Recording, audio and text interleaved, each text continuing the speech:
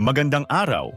Sa video na ito, tatalakayin natin ang buod ng bawat kabanata ng Ibong Adarna, mula kabanata 1 hanggang 46. Ang mga buod na ito ay handog namin sa inyo upang mas madali ninyong maunawaan ang mga mahahalagang pangyayari sa kwentong ito. Simulan na natin. Kabanata 1, ang Berbanya. Sa kabanatang ito, ipinakilala ang kaharian ng Berbanya na pinamumunuan ni Haring Fernando, isang mabuting hari na minamahal ng kanyang nasasakupan. Ang kanyang asawa ay si Reyna Valeriana at sila ay may 3 anak na sina Don Pedro, Don Diego at Don Juan. Sa kabila ng kanilang masaganang pamumuhay at pagmamahalan, ang hari ay may pangarap na isa sa kanyang mga anak ay magpatuloy sa pamamahala ng kaharian. Sa pagsubok ng hari na turuan ang kanyang mga anak ng responsibilidad at karunungan, binigyan niya sila ng pagkakataong pumili sa 200, ang maging pari o mamuno sa kaharian. Pinili ng 3 prinsipe ang maging tagapamahala ng kanilang bayan upang maglingkod. Laking tuwa ng hari sa desisyon ng kanyang mga anak, kaya't nagpatuloy ang kasayahan at kaayusan sa kanilang palasyo. Gayunpaman, ang pagiging magkasundo at mapagmahal sa pamilya ang naging sandigan ng kanilang pamumuno.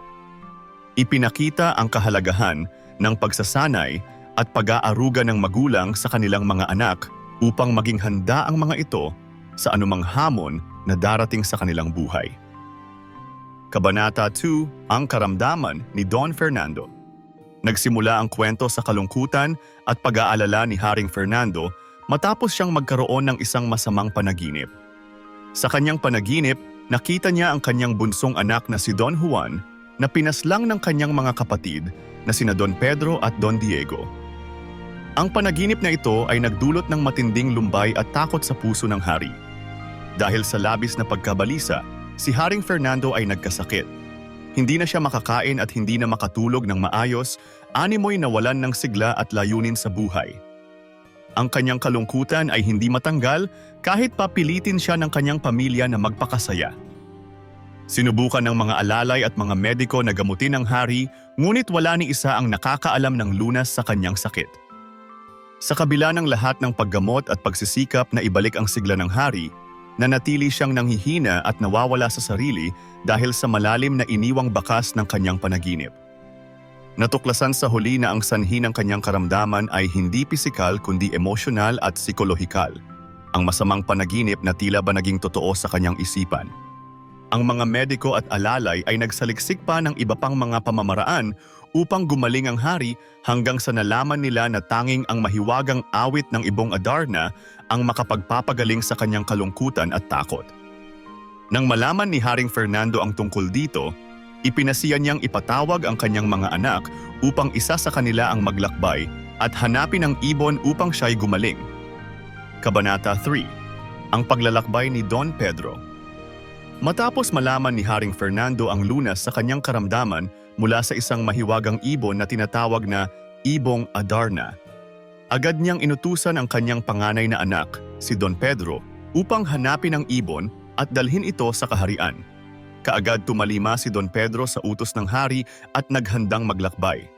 Naglakbay si Don Pedro patungo sa Bundok Tabor, ang lugar na tirahan ng Ibong Adarna. Sa kanyang paglalakbay, maraming hirap at sakripisyo ang kanyang dinanas, mula sa gutom, pagod at pangungulila. Dumating siya sa isang mabatong landas na halos hindi niya kayang akyatin. Nang siya ay napagod, napilitang magpatuloy si Don Pedro, iniwan ang kanyang kabayo at naglakad na lamang pataas ng bundok. Pagdating sa Bundok Tabor, nakita ni Don Pedro ang punong Piedras Platas, isang puno na kumikislap at natatangi. Doon niya hinintay ang pagdating ng Ibong Adarna. Habang pinagmamasdan niya ang puno, siya ay nabighani at hindi na malayan ang pagdating ng ibon. Nang dumapo ang Ibong Adarna sa sanga ng Piedras Platas, nagsimula itong umawit. Inawit ng Ibong Adarna ang 7 kanta habang 7 beses din itong nagpalit ng anyo, bagay na lalo pang nagpatamis sa kanyang pag-awit. Habang umaawit ang ibon, si Don Pedro ay unti-unting napaidlip sa kanyang pagkakahimbing. Hindi niya namalayan na matapos umawit ng 7 beses ang Ibong Adarna, ito ay nagbawas at ang kanyang dumi ay tumama kay Don Pedro. Dahil dito, siya ay naging isang batong buhay na hindi na makagalaw. Kabanata 4, ang kabiguan ni Don Diego. Si Don Diego ay inutusan ng kanilang ama na hanapin ang kanyang kapatid na si Don Pedro matapos itong mabigo sa kanyang misyon na hulihin ang ibong Adarna.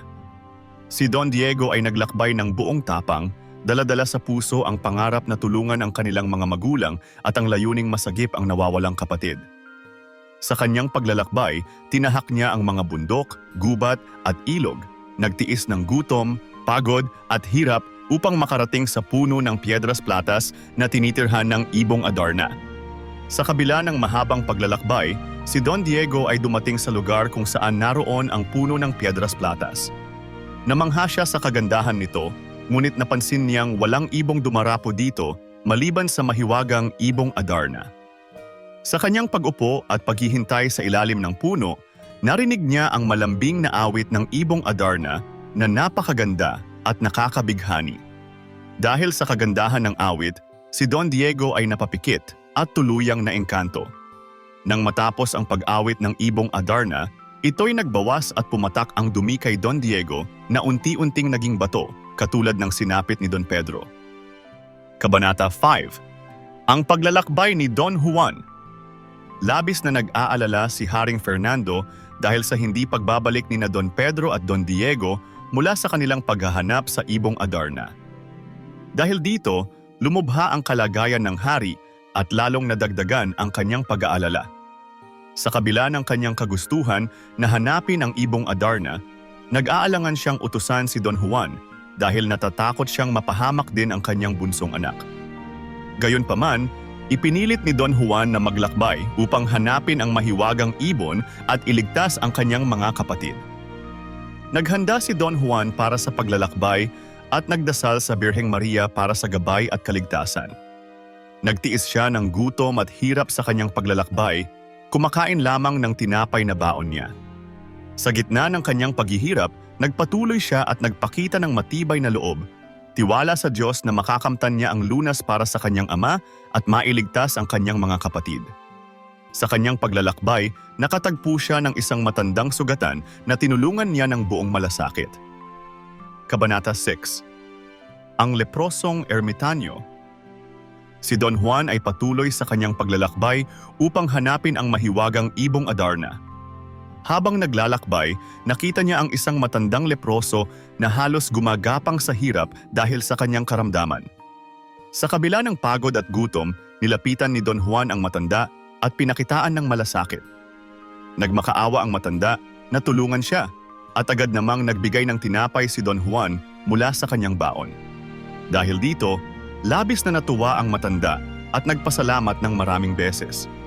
Sa kanyang pasasalamat, inilahad ng matanda kay Don Juan na siya ay isang ermitanyo at nag-alok na tulungan siyang mahuli ang ibong Adarna. Ipinayo ng matanda na ang ibong Adarna ay dumadapo tuwing hating gabi at kumakanta ng 7 awit bago magbawas ng dumi. Binigyan niya si Don Juan ng mga gabay at babala tulad ng pag-iwas sa dumi ng ibon upang hindi siya maging bato. Ang ermitanyo ay nagbigay kay Don Juan ng 7 dayap, labaha at sintas na gagamitin niya upang labanan ang antok habang inaabangan ang kanta ng ibong Adarna. Sinabi rin ng matanda na dapat sakripisyong sugatan ni Don Juan ang kanyang sarili tuwing matatapos ang bawat kanta upang hindi makatulog. Nagbigay siya ng matinding babala na hindi dapat mapatakan si Don Juan kapag dumumina ang Adarna upang hindi siya maging bato tulad ng kanyang mga kapatid na sina Don Pedro at Don Diego. Sa huli, nagpasalamat si Don Juan at ipinagpatuloy ang kanyang paglalakbay patungong Bundok Tabor upang matiyagang abangan ang ibong Adarna, bitbit ang mga gamit at payo mula sa ermitanyo. Kabanata 7, ang ibong Adarna. Si Don Juan ay nakarating sa Piedras Platas, ang puno kung saan madalas dumadapo ang ibong Adarna. Habang naghihintay siya, nakaramdam ng kaunting inip at pag-aalinlangan, ngunit nanatili siyang matiyaga. Sa wakas, dumating ang ibong Adarna at nagsimula itong kumanta. Habang kumakanta ang Adarna, si Don Juan ay nagdusa sa matinding kirot na dulot ng pagpuputol ng dayap na piniga niya sa kanyang balat upang manatiling gising. Nang matapos ang 7 kanta ng ibong Adarna, natulog ang ibon ngunit mulat ang mga mata at nakabuka ang mga pakpak. Maingat na umakyat si Don Juan sa puno at mabilis na sinunggaban ng Adarna, itinali gamit ang gintong sintas na ibinigay ng ermitanyo. Sa kabila ng kanyang pagod at sugat sa palad, matagumpay na nahuli ni Don Juan ang ibong Adarna. Dinala niya ito sa ermitanyo na siyang tumulong sa kanyang paghahanda upang mahuli ang ibon. Kabanata 8, ang pagligtas kay Don Diego at Don Pedro. Inutusan ng ermitanyo si Don Juan na kumuha ng banga at punuin ito ng tubig. Ayon sa ermitanyo, kailangang buhusan ng tubig mula sa banga ang 2 batong nakapuntod upang muling maging tao ang mga ito. Sinunod ni Don Juan ang utos at dahan-dahang binuhusan ng tubig ang 2 bato na agad namang nagbalik sa dating anyo ng kanyang mga kapatid na sina Don Pedro at Don Diego. Nang makita ni Don Pedro si Don Juan, siya ay tumindig at niyakap ang kapatid habang sila'y lumuluha. Muling naging tao si Don Diego at niyakap din si Don Juan. Nagkaisa ang 3 magkakapatid at kanilang ipinahayag ang kanilang pagmamahal sa isa't isa.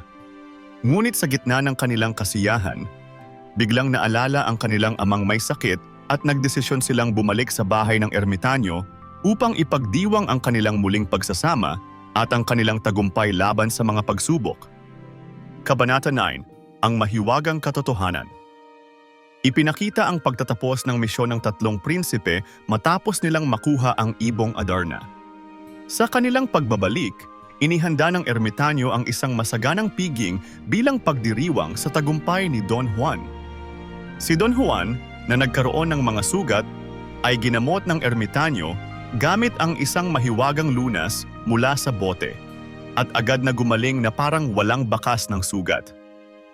Habang nag-uusap, pinayuhan ng ermitanyo ang 3 prinsipe na magkaisa at magtulungan sa kanilang pag-uwi upang maiwasan ang anumang hidwaan.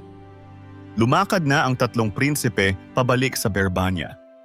Ngunit sa daan habang naglalakad, si Don Pedro pala ay may lihim na galit at inggit kay Don Juan dahil lagi itong nakakaangat at pinupuri. Balak ni Don Pedro na patayin si Don Juan at sinabi niya ito kay Don Diego. Bagamat natatakot at nag-aalinlangan, pumayag si Don Diego na bugbugin si Don Juan ngunit hindi nila ito papatayin, bagay na ikinatuwa ni Don Pedro dahil iiwan nila si Don Juan at sila na ang mag-uuwi sa ibong Adarna. Kaya naman ginawa nila ang napag-usapan, binugbog si Don Juan at iniwang sugatan sa kagubatan at natitiyak ni Don Pedro na doon na mamamatay ang kanilang bunso. Saka sila tumakas dala ang ibong Adarna. Hindi nanlaban ang kaawa-awang si Don Juan.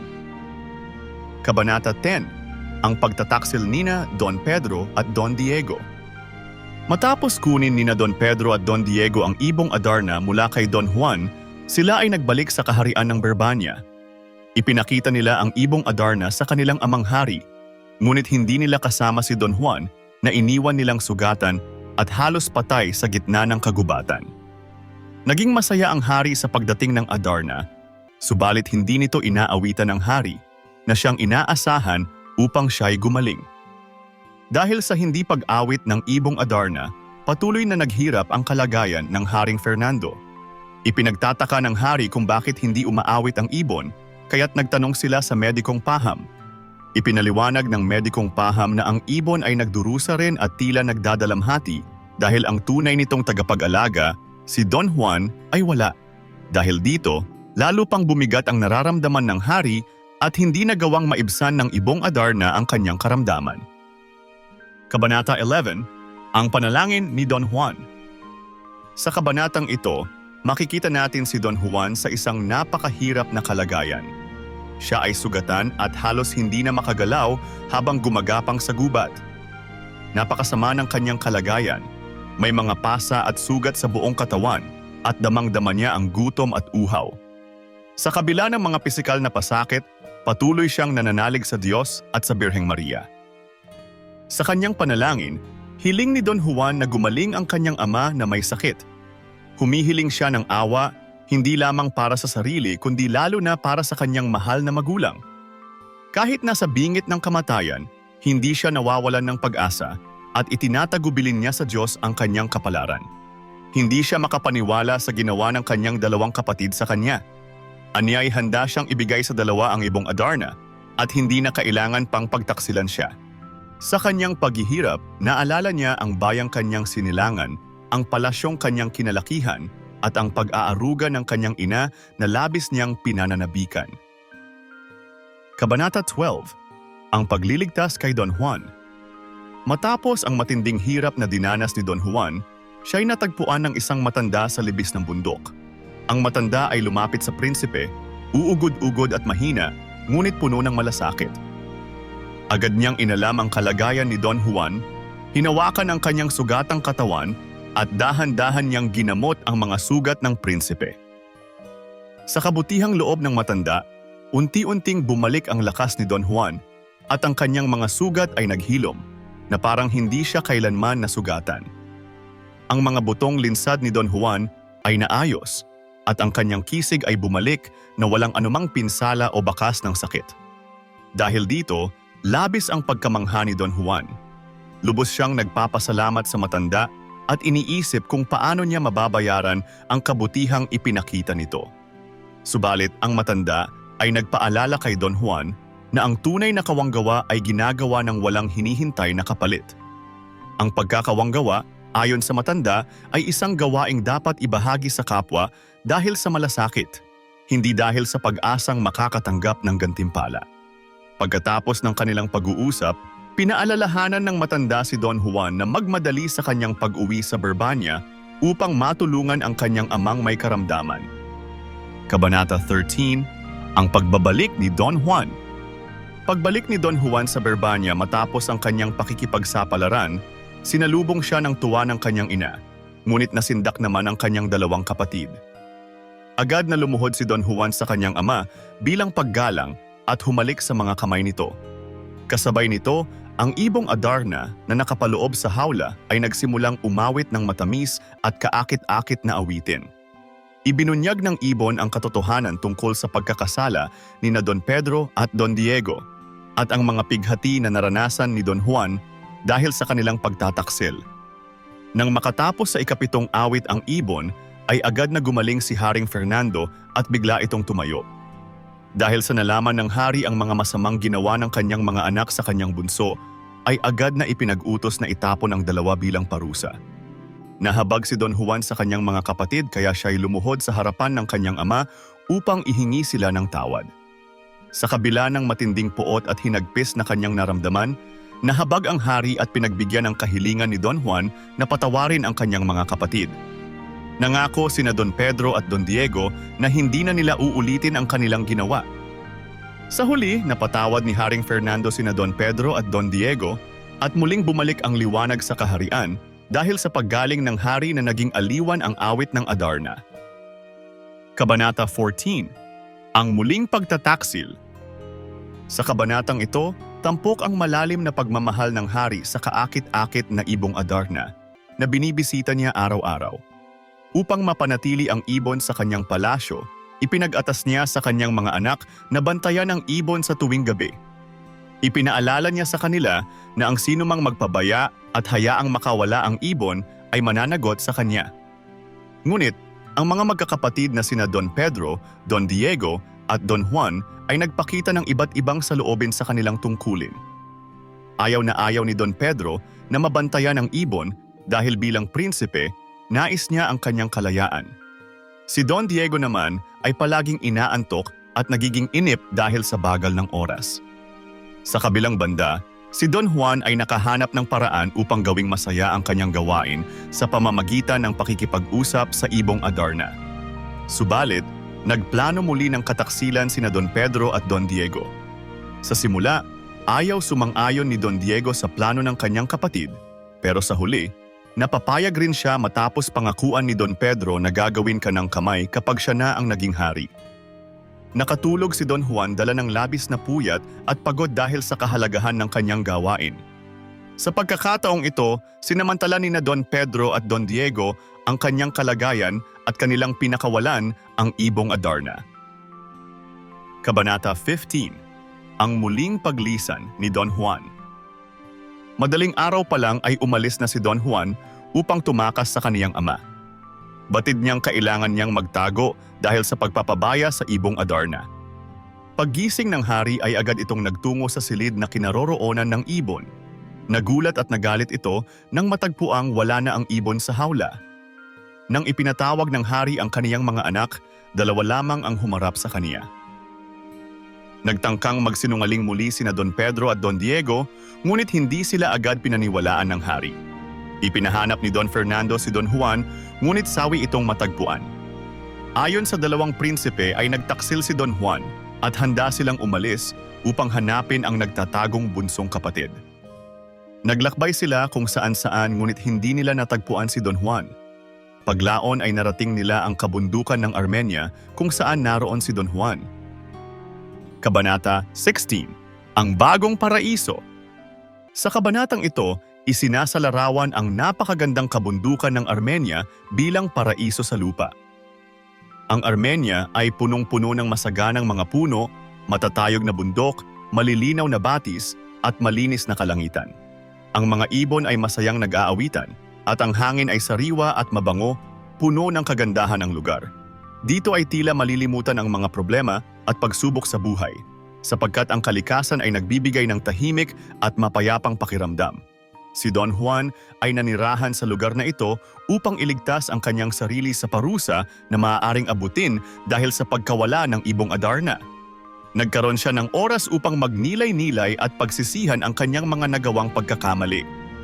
Samantala, sina Don Pedro at Don Diego ay nakatagpo rin ng kapayapaan sa Armenia at nakipag-usap tungkol sa kanilang mga karanasan at mga plano para sa hinaharap. Sa kanilang pagkikita, napag-usapan nila ang pagkukulang nila kay Don Juan, pati na rin ang mga maaring mangyari sa kanilang hinaharap. Inakay ni Don Pedro si Don Diego na tumira na rin kasama si Don Juan sa kabundukan. Pumayag naman si Don Juan sa napagdesisyonan ng dalawa dahil mahal niya ang kanyang mga kapatid.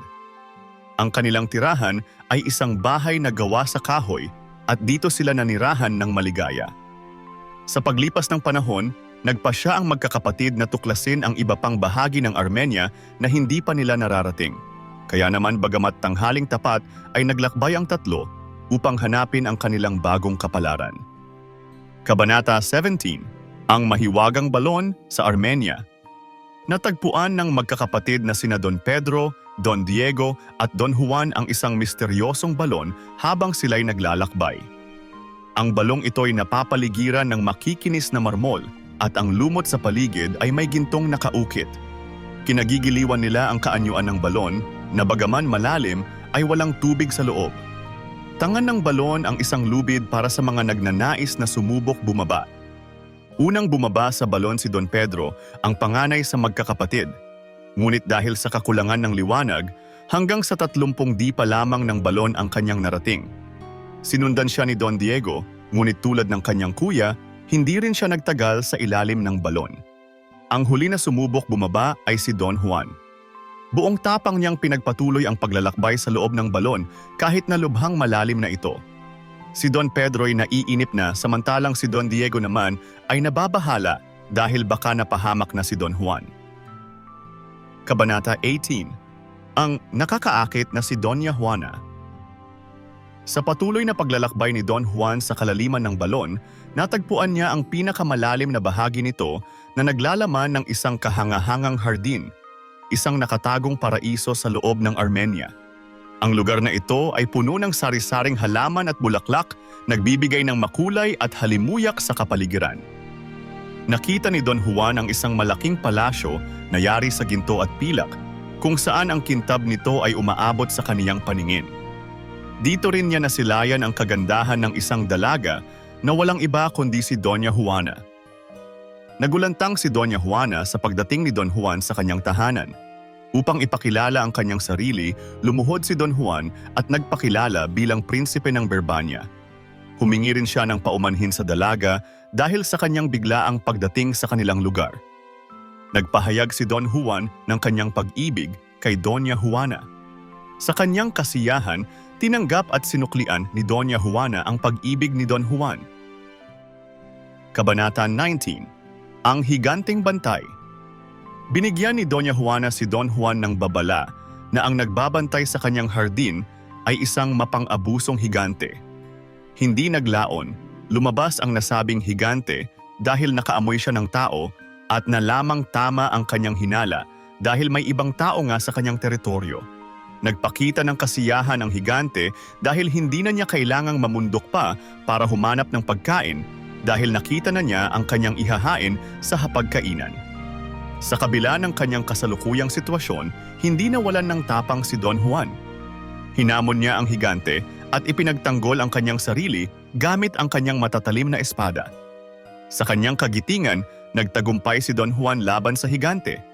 Bagamat natalo na ni Don Juan ang higante, nagpatuloy pa rin ang kanyang paglalakbay dahil sa hiling ni Doña Juana na iligtas ang kanyang bunsong kapatid na si Prinsesa Leonora. Ayaw lisanin ni Doña Juana ang lugar kung hindi kasama ang kanyang kapatid. Binigyan ng babala ni Doña Juana si Don Juan na ang nagbabantay kay Prinsesa Leonora ay isang serpiente na may 7 ulo na mas malupit kaysa higante. Ang nasabing serpiente ay may kakayahang magpatubo ulit ng ulo kapag ito ay naputol. Ipinaalam ni Doña Juana na si Doña Leonora ay matatagpuan sa isang palasyong hindi kalayuan sa kanila na may malaking hagdanang ginto. Kabanata 20. Ang prinsesang mas kaibig-ibig. Sa kabanatang ito, nakilala ni Prinsesa Leonora si Don Juan na nagbigay ng malalim na pagkabigla sa kanya. Sa kabilang banda, labis na nabighani si Don Juan dahil sa natatanging kagandahan ni Prinsesa Leonora kumpara sa nauna. Minadali ni Prinsesa Leonora na paalisin si Don Juan dahil sa nakatakdang pagdating ng isang serpiente. Ngunit nagmakaawa si Don Juan na maging protektor at maipaglaban ang kanyang karapatan sapagkat nabihag ng kagandahan ni Prinsesa Leonora ang kanyang puso. Sa gitna ng pangyayaring ito, nawala na sa isip ni Don Juan ang kanyang tungkulin kay Prinsesa Juana na naghihintay sa labas ng palasyo. Ang malumanay at matamis na pananalita ni Don Juan ay nagdulot ng pagbabago sa puso ni Prinsesa Leonora na nagresulta sa kanyang pagpayag na papasukin ito sa loob ng kanyang palasyo. Tinanong ng prinsesa kung paano narating ni Don Juan ang palasyo. Kaya naman ibinahagi ni Don Juan ang mga hirap at pagsubok na kanyang pinagdaanan bago niya marating ang kaharian ng prinsesa. Nangako si Don Juan ng kanyang tapat na pag-ibig sa prinsesa, bagamat mayroong takot at pangamba sa puso ni Prinsesa Leonora na baka siya ay lokohin o traidorin nito. Sa huling bahagi ng kabanata, nakaramdam sila ng isang malakas na pagyanig sa kanilang paligid, isang senyales na mayroong palapit na panganib. Kabanata 21, ang serpienteng may 7 ulo. Isang masalimuot na labanan ang pinasok ni Don Juan laban sa isang serpiente na may 7 ulo. Kasabay ng isang malakas na pagyanig, lumitaw ang serpiente at sumalakay kay Don Juan. Bagamat lumilitaw na imposible ang laban dahil sa tuwing tinatanggal ni Don Juan ang isa sa mga ulo ng serpiente, ito'y muling tumutubo, ngunit hindi siya sumuko. Sa gitna ng kanyang pagod, hindi niya kinalimutan na manalangin. Ang panalangin ay naging sandata niya na nagbigay sa kanya ng higit pang lakas at kagitingan. Pagkatapos ng 3 oras na pakikipaglaban, sa huli nanaig si Don Juan. Tumulong si Doña Leonora sa pamamagitan ng paghagis ng balsamo na ginamit ni Don Juan sa bawat ulo ng serpiente na kanyang natanggal. Sa wakas, nang maabot ni Don Juan ang huling ulo, hindi na ito muling tumubo. Naiakyat na sa itaas ng balon ang magkapatid. Nalaman ni Don Pedro ang ginawang kabayanihan ni Don Juan na nagligtas sa mga prinsesa. Dahil dito, lumala ang inggit ni Don Pedro kay Don Juan. Lalo na't nabighani rin ito sa kagandahan ni Prinsesa Leonora. Kabanata 22, ang panibagong panlilinlang. Nag-umpisa ang istorya nang maiwanan ni Doña Leonora ang kanyang diamanteng singsing na minana sa kanyang ina at tanging ang alagang lobo lamang ang kanyang nadala. Hindi man sumang-ayon ang prinsesa, binalikan ni Don Juan ang singsing. Habang bumababa ng balon ang prinsipe, biglang pinutol ni Don Pedro ang pisi kung kaya't nahulog ito. Hinimatay ang prinsesa dahil sa kataksilan ni Don Pedro at nang magbalik ang kanyang kamalayan, siya'y naroon na sa mga bisig ng taksil na nangako na gagawin siyang reyna ng Birbania. Hindi nagdalawang isip si Doña Leonora na palayain ang kanyang lobong engkantada at utusang iligtas si Don Juan, ang kanyang tunay na minamahal. Nagbalik sa kaharian sina Don Pedro at Don Diego kasama ang dalawang prinsesa at sinabi nila na hindi nila natagpuan si Don Juan pero nakaligtas sila sa mga higante at serpiente at nailigtas ang dalawang prinsesa. Pinag-utos ng hari na agad na ikasal ang apat, subalit tumutol si Prinsesa Leonora at humiling na ipagpaliban ito ng 7 taon dahil mayroon siyang panata. Pumayag ang hari na unahin muna ang kasal ni na Don Diego at Doña Juana at nagdiwang ang buong kaharian sa loob ng 9 na araw. Kabanata 23, Ang Lobong Engkantada. Natagpuan ng lobo si Don Juan na nasa kritikal na kalagayan dahil sa mga sugat. Agad itong kumilos at nagdala ng 3 bote patungo sa ilog ng Jordan. Niloko ng lobo ang bantay sa ilog para makakuha ng tubig na nilagay sa 3 bote. Sa kabila ng paghabol sa kanya ng tagapagbantay, nagtagumpay ang lobo na tumakas sa pamamagitan ng pagtalon sa bangin ng burol. Nang bumalik sa piling ni Don Juan, ginamit ng lobo ang tubig mula sa ilog ng Jordan para pagalingin ang mga sugat ng prinsipe. Ipinahid ng lobo ang tubig sa buong katawan ni Don Juan, nanumbalik ang kanyang lakas at nawala ang kanyang mga sugat. Sa sobrang tuwa at pasasalamat, niyakap ni Don Juan ang lobo. Sumama ang lobo kay Don Juan patungo sa palasyo upang makuha ang singsing ni Prinsesa Leonora na naiwan. Matapos makuha ang singsing, tinulungan pa rin ng lobo si Don Juan na umakyat mula sa ilalim ng balon. Sa huli, iniwan na ng lobo si Don Juan. Sa puntong ito, pagod na si Don Juan. Sa kanyang paglalakbay pabalik sa Berbania, nakita niya ang isang punong kahoy na mayabong at doon siya nagpahinga. Kabanata 24, Ang Muling Pagkikita ng Ibong Adarna at ni Don Juan. Nagising si Don Juan sa magandang awit ng Ibong Adarna. Sa kanyang pagkagising, natuwa siya nang matuklasan na ang mahiwagang ibon ay naroon na muli at nakaupo sa isang sanga.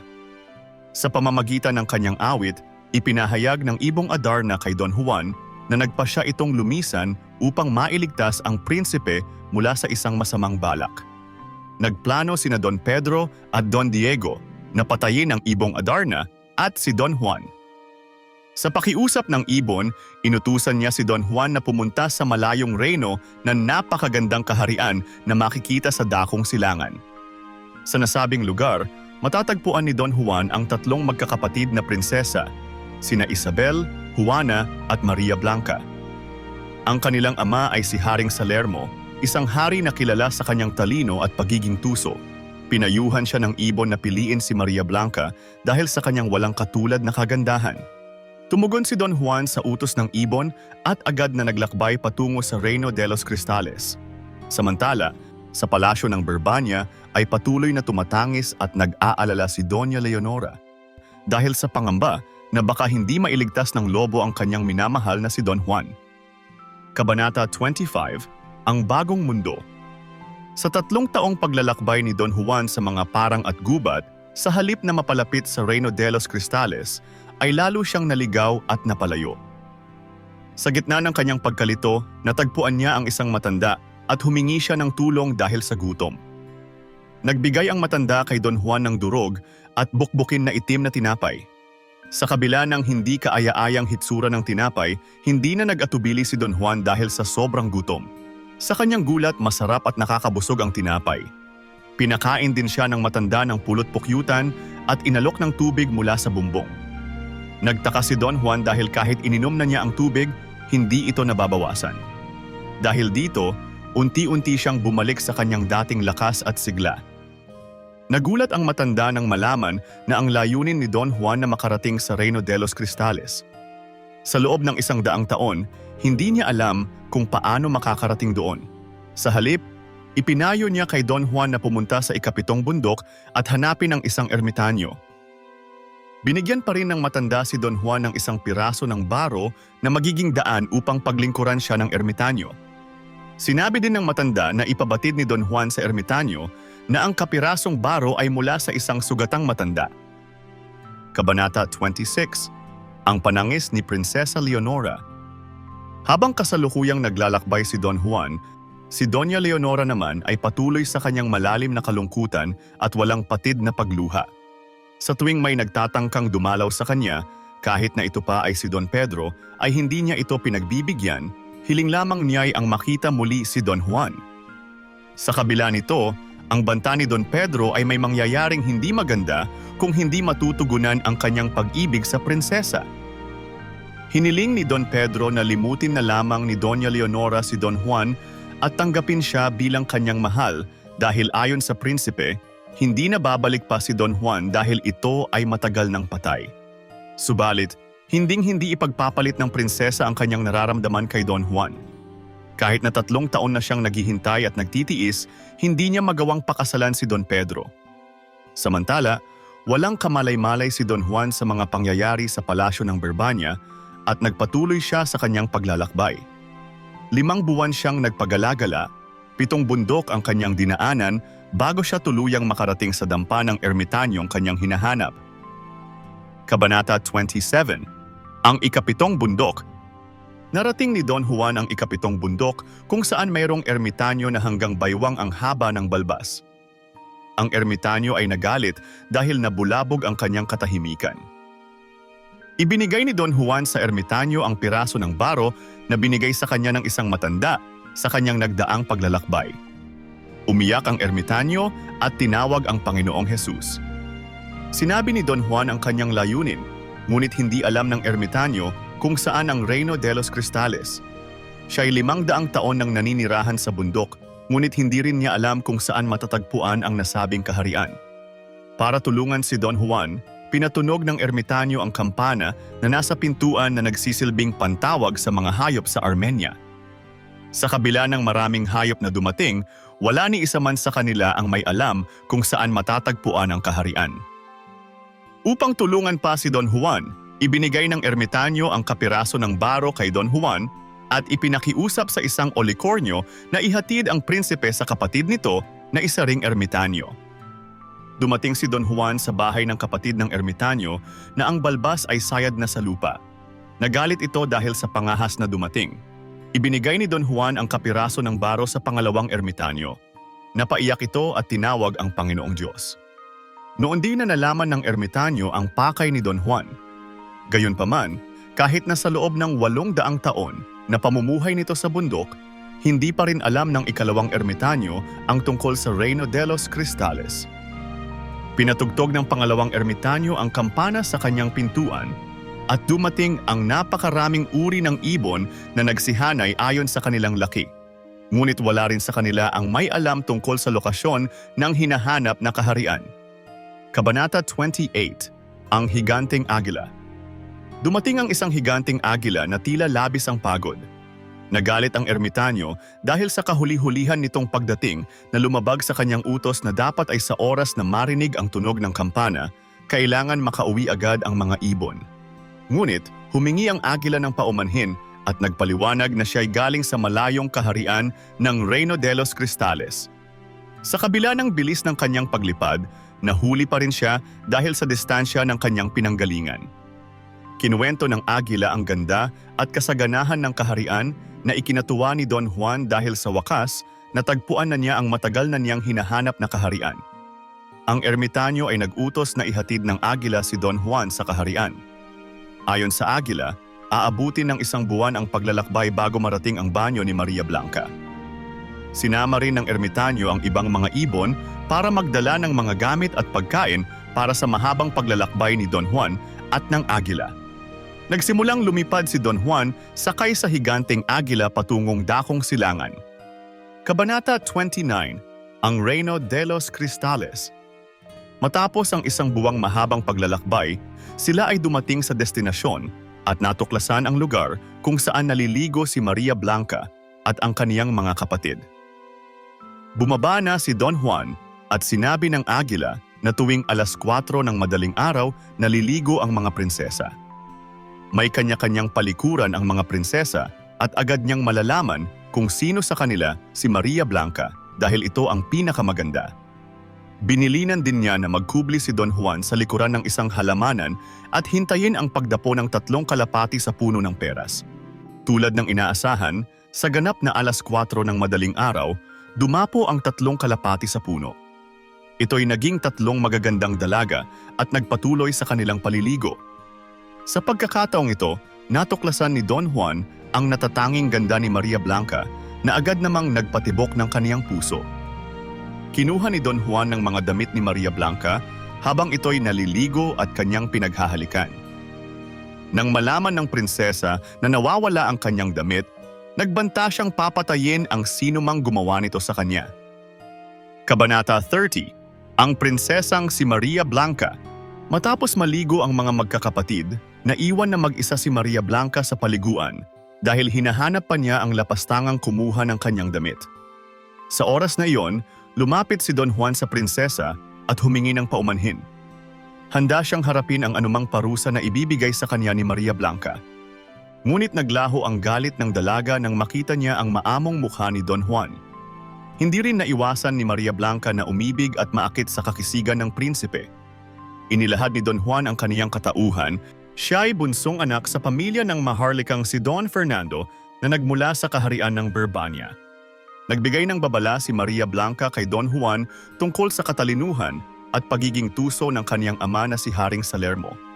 Lahat ng mga nagtangkang umibig sa prinsesa ay ginawang batong palamuti sa hardin ng palasyo.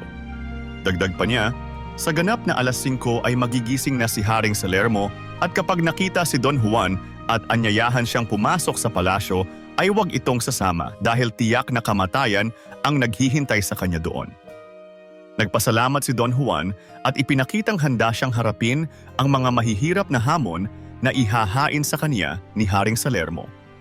Naisip niya na kailangan niyang sundin ang lahat ng utos ng hari at kakailanganin niya ang tulong ng prinsesang iniibig. Bilin pa ng prinsesa, sa gabi ay magtatagpo sila ni Don Juan upang alamin ang unang hamon ng kanyang ama sa binata. Kabanata 31. Ang unang pagsubok ng hari. Nagtagpo sina Don Juan at Haring Salermo sa hardin. Nalaman din niya ang pakay ng prinsipe. Inanyayahan ni Haring Salermo si Don Juan na pumasok sa palasyo, ngunit magalang itong tumanggi at nagpasyang maghintay sa kanyang mga susunod na utos. Pinakuha ng hari sa kanyang mga tauhan ang isang salop ng sariwang trigo na kakaani pa lang at ipinag-utos kay Don Juan na tibagin ang bundok at gawing patag upang doon itanim ang sariwang trigo. Kailangan itong tumubo agad upang gawing tinapay ng sa gayon ay may kakainin sa umagahan ng hari. Tila natutuwa ang hari sa akalang may mahihirapan na namang isa sa kanyang mga pagsubok at madadagdagan na naman ang magiging bato. Si Don Juan ay umuwi ng may mabigat na puso. Nauunawaan niyang malabong magbunga agad ang trigo at makapagluto ng tinapay para sa hari sa susunod na araw. Ngunit pinawi ni Prinsesa Maria Blanca ang kanyang mga alalahanin at ipinangako na siya na ang bahala. Gamit ang kanyang mahika, tinupad niya ang utos ni Haring Salermo. Sa kalaliman ng gabi, itinapon ni Maria Blanca ang mga trigo at agad itong nagbunga. Inani niya ang mga bunga at ipinadala ito sa mga tagagawa ng tinapay. Bago sumikat ang araw, ang mga trigong inani ay naging tinapay na. Nagulat si Haring Salermo nang handugan siya ng mga tinapay na iba-iba ang kulay at hugis mula sa isang salop lamang ng trigo. Kabanata 32. Ang ikalawang utos ng hari. Ipinatawag muli ni Haring Salermo si Don Juan upang paakyatin sa palasyo. Ngunit muling tumanggi ang binata kaya nagkita na lamang muli ang dalawa sa hardin at doon sinabi ng hari ang ikalawang hamon. Nagpakita ng prasko si Haring Salermo na may laman na 12 negrito at ito'y pinakawalan sa malawak na karagatan. Ang misyon ni Don Juan ay ang muling mahuli ang mga ito at isilid ulit sa prasko. Sa kinaumagahan ay dapat maiharap ito ng prinsipe sa hari upang maiwasan ang parusang kamatayan. Malungkot na nakipagkita si Don Juan kay Prinsesa Maria Blanca. Sa kanyang pangamba na hindi niya magagampanan ang napakahirap na hamon, nagpayo si Maria Blanca kay Don Juan. Sa ika-4 ng madaling araw, kailangan niyang magdala ng ilawan at dalhin ang prinsesa sa tabing dagat at dito'y gagamitin ni Maria Blanca ang kaniyang mahika upang utusan ang mga negrito na bumalik sa prasko at kung hindi magdaranas sila ng kaniyang galit. Naging matagumpay ang kanilang plano at kinaumagahan, naipakita ni Don Juan sa hari ang prasko na may laman na 12 negrito. Sa kabila ng tagumpay na ito, nagalit ang hari dahil hindi pa rin niya magawang kitilin ang buhay ni Don Juan. kaya't nag-isip ito ng mas mabigat na hamon. Kabanata 33, ang paglipat sa bundok.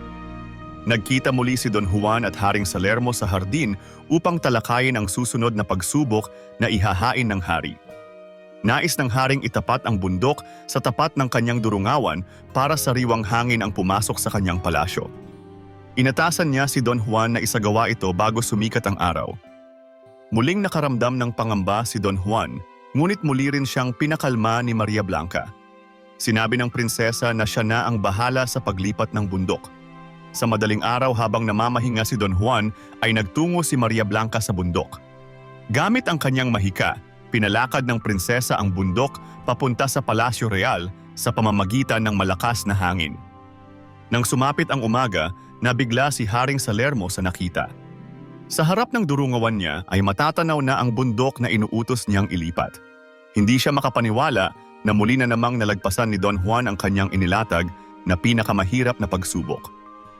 Kabanata 34, ang paggawa ng kastilyo.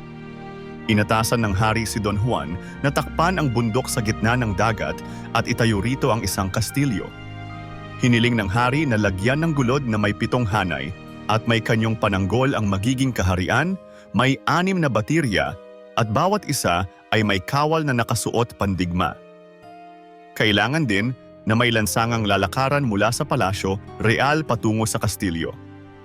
Binigyan din niya si Don Juan ng mga kailangang gamit katulad ng palataw, bareta, piko, kalaykay, maso at kutsara.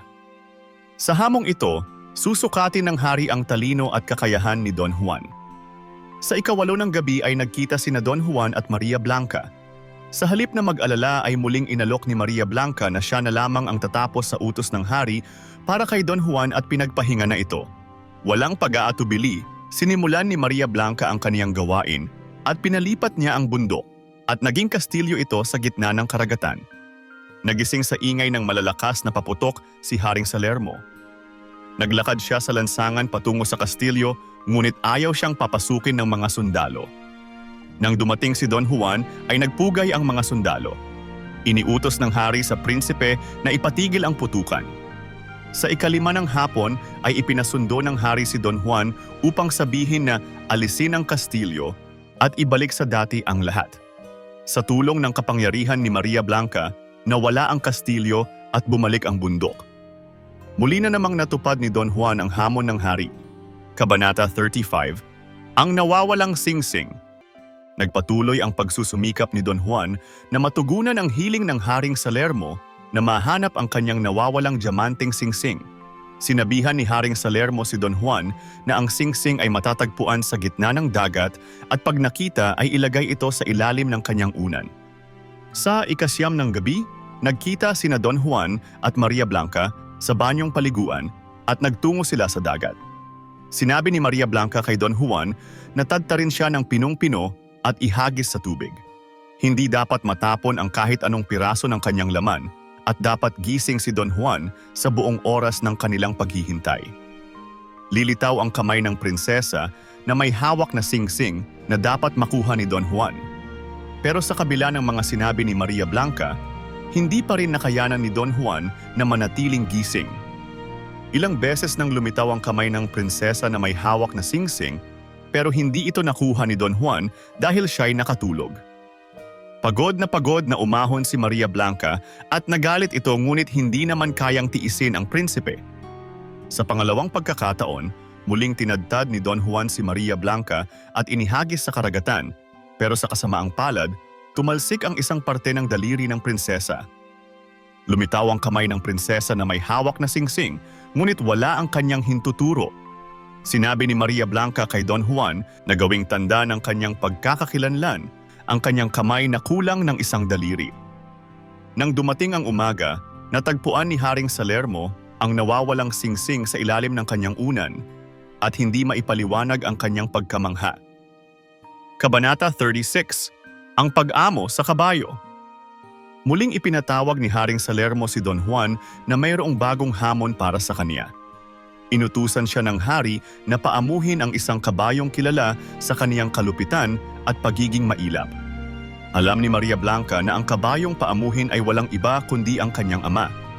Binigyan si Don Juan ng mga gabay at turo ni Maria Blanca kung paano paamuhin ang kabayo, kasama na ang payo na dagukan at paluin ito kung sakaling umalma, at pigilin ang preno at renda kapag ang nagbabagang mga mata ng kabayo ay lumuluha na. Sa tulong ng mga turo ni Maria Blanca, matagumpay na napaamo ni Don Juan ang mailap na kabayo. Sa huli, nagkita muli si Maria Blanca at Don Juan. Sa puntong ito, alam na ni Maria Blanca na muling ipapatawag ng hari si Don Juan, lalo na't ang hari ay may sakit at wala ng ibang panganib na nagbabanta. Ito ang nagbigay daan para makapasok na si Don Juan sa palasyo. Kabanata 37, ang pagpili sa mga prinsesa. Kinabukasan, ipinatawag ni Haring Salermo si Don Juan. Sa kanyang pagpasok sa palasyo, napansin niyang lahat ay nakangiti, pati na ang may sakit na hari. Nagtaka si Don Juan dahil sa kabila ng kalagayan ni Haring Salermo, makikitang masaya ito.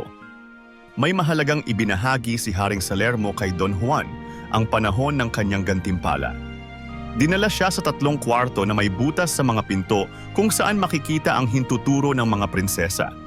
Sa kanya na ang desisyon kung sinong prinsesa ang pipiliin niya. Hindi niya pinili ang una at pangalawang silid. Sa huli, si Don Juan ay tumungo sa 2 silid dahil sa napansin niya ang putol na hintuturo na siyang tatak ni Maria Blanca. Nagulat si Haring Salermo sa napili ni Don Juan, ang kanyang bunsong anak na si Maria Blanca. Bagamat hindi niya ito gusto, wala siyang magawa kundi payagan ang kanyang anak na sumama kay Don Juan. Ngunit, may bagong balak ang hari. May kasulatan ng hari na naguutos na ipapadala si Don Juan sa Inglaterra upang pakasalan ang kanyang bunsong kapatid. Binalaan niya si Don Juan na kamatayan ang kaparusahan kung hindi siya susunod. Nang malaman ni Maria Blanca ang plano ng kanyang ama, nagdesisyon silang tumakas. Kabanata 38, ang pagtakas sa Reino de los Cristales. Sa kabanatang ito, ipinakita ang matapang na pagtakas ni Don Juan at Maria Blanca mula sa kaharian ng Haring Salermo. Pinayuhan si Don Juan ni Maria Blanca na kumuha ng kabayo sa 7 pinto, ngunit nagkamali siya at nakuha ang kabayo sa 8 pinto. Sa kabila nito, hindi na sila nag-aksaya pa ng oras para magsisihan.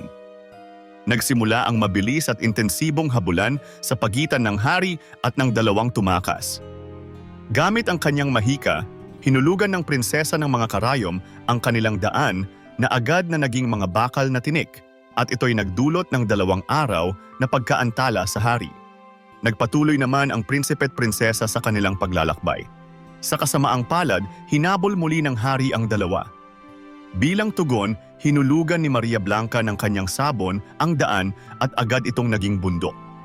Nang malapit na muli silang maabutan, hinulugan ng prinsesa ang kanilang daan ng kanyang kohe at ito'y nagmistulang karagatan. Hindi na sila naabutan ni Haring Salermo, ngunit isinumpa naman nito ang kaniyang anak na makakalimot at magtataksil sa kanya si Don Juan sa oras na makabalik ito sa kaharian ng Berbania. Nakabalik sa Berbania ang magkasintahan matapos ang kanilang mahabang paglalakbay. Sa kabilang banda, dahil sa sama ng loob, nagkasakit at namatay si Haring Salermo. Kabanata 39, ang sumpaan. Ang pangunahing tauhan na si Don Juan ay nagpasyang iwanan muna si Maria Blanca sa isang nayon habang siya'y nagpapahanda ng magarbong pagsalubong para sa prinsesa sa kanilang palasyo. Batid ni Maria Blanca ang sumpa ng kanyang ama. Bagamat tutol, wala itong nagawa kundi sumunod sa kagustuhan ng prinsipe. Bago siya iniwan, mahigpit niyang pinagbilinan si Don Juan na hindi ito lalapit o titingin man lang sa ibang babae sa palasyo. Ito naman ay sinang-ayunan ng prinsipe. Sa pagbalik ni Don Juan sa palasyo, malugod siyang tinanggap ng kanyang ama, si Haring Fernando. Kasabay nito, nakita niya si Prinsesa Leonora na 7 taon na palang naghihintay sa kanyang pagbabalik. Sa pagkakataong ito, biglang nalimutan ni Don Juan ang kanyang pangakong ibinigay kay Maria Blanca. Bukod dito, nalaman din ni Haring Fernando ang ginawang pagtataksil ni Don Pedro kay Don Juan. Dahil dito, hinayaan niya si Prinsesa Leonora na pumili sa pagitan ni Don Juan at Don Pedro bilang kanyang magiging asawa. Kabanata 40, ang paglimot sa sumpaan. Inihanda ng hari ang kasal ni Don Juan at Prinsesa Leonora sa linggo ding iyon. Bagaman balak sana ng hari na itakwil si Don Pedro, humiling si Prinsesa Leonora na ipagpaliban ito hanggang matapos ang nalalapit na kasalan. Nagsaya at nagdiwang ang buong kaharian sa nalalapit na pag-iisang dibdib ng dalawa. Samantala, 3 araw na ang lumipas at wala pa ring balita mula kay Don Juan si Maria Blanca. Natuklasan ni Maria Blanca ang hindi pagtupad ni Don Juan sa kanilang sumpaan at siya'y nagalit ng labis. Habang si Don Juan ay maligaya sa piling ni Prinsesa Leonora, ay nagdurusa naman si Maria Blanca dahil sa pagtataksil ng prinsipe. Sa huli, naghanda si Maria Blanca ng isang hakbang para ipahayag ang kanyang galit sa araw ng kasalan. Humiling siya sa kanyang singsing na may mahika na magkaroon ng karosang ginto at nagpanggap bilang isang emperatrice para makadalo sa kasal. Inaasahang dala ng kanyang karosang ginto na may 12 kabayo ay matatamo niya ang hustisyang inaasam. Kabanata 41. Ang pagbawi kay Don Juan. Sinalubong ng tugtugan ang pagdating ni Maria Blanca na nagkukunwaring emperatrice. Hininto ng maikling panahon ang kasalan upang parangalan ang pagdating ng isang espesyal na bisita.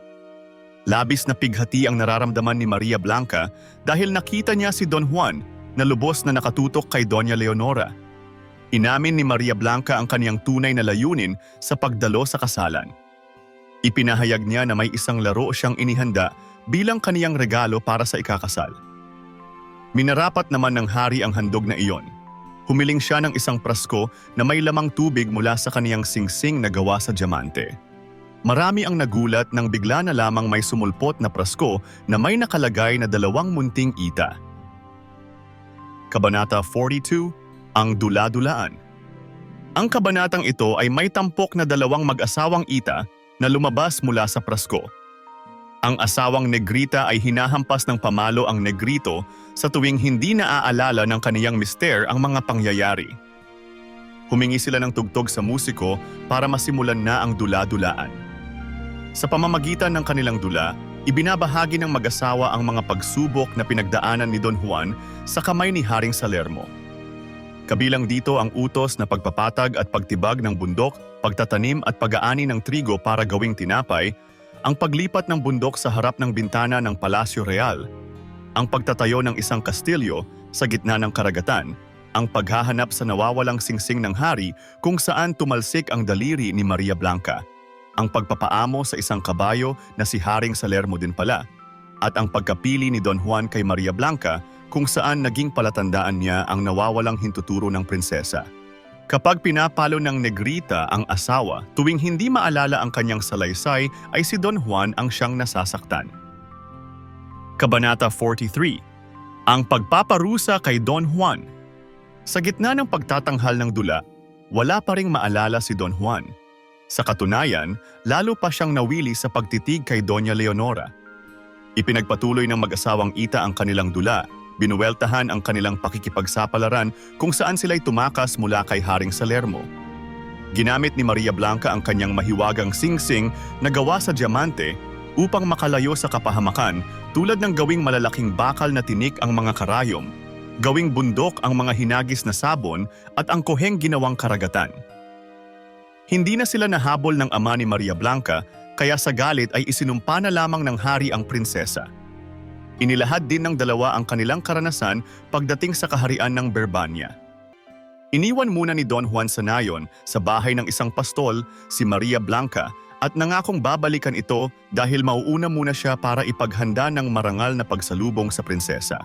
Nagbilin si Maria Blanca na huwag titingin sa kanino mang babae si Don Juan upang di niya makalimutan ang kanilang sumpaan, subalit pagkaraan ng 3 araw ay di na muling bumalik ang prinsipe. Sa kabila ng mga salaysay na ito, ay hindi pa rin nagising ang alaala ni Don Juan, kaya't nagpatuloy ang itim na babae sa pagpapalo sa kanyang asawa. Bagamat nasasaktan si Don Juan, hindi niya ito pinansin dahil ang tanging laman ng kanyang puso ay ang pagmamahal kay Doña Leonora. Naglahong parang bula ang 2 ita. Habang nakatitig sa prinsipe ay nagdadalamhati si Maria Blanca. Nalulungkot sa katotohanang tuluyan nang naglaho sa isipan ni Don Juan ang lahat ng kanilang pinagsamahan. Sa gitna ng kanyang kalungkutan, hinawakan ni Maria Blanca ang prasko, hinagkan at bumulong dito. Balak niyang durugin ito na magdudulot ng pagkawasak sa buong kaharian.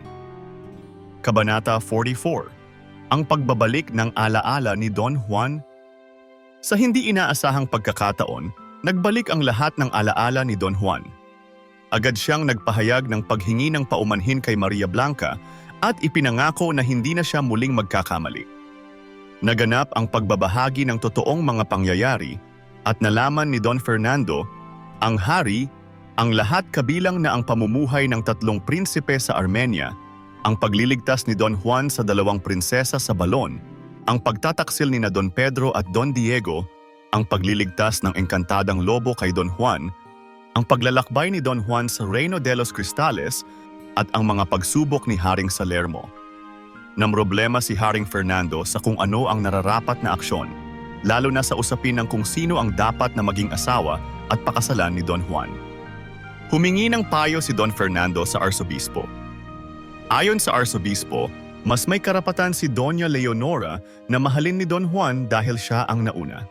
Nagdulot ito ng malalim na kalungkutan kay Maria Blanca at dahil sa galit, binuksan niya ang prasko na nagdulot ng baha sa palasyo. Nagkagulo ang mga tao. Nakiusap si Don Juan kay Maria Blanca na itigil ang pagbaha at nangako na hindi na niya ito muling malilimutan. Nagmakaawa din siya sa kanyang ama at sa arsobispo na ipakasal siya kay Maria Blanca.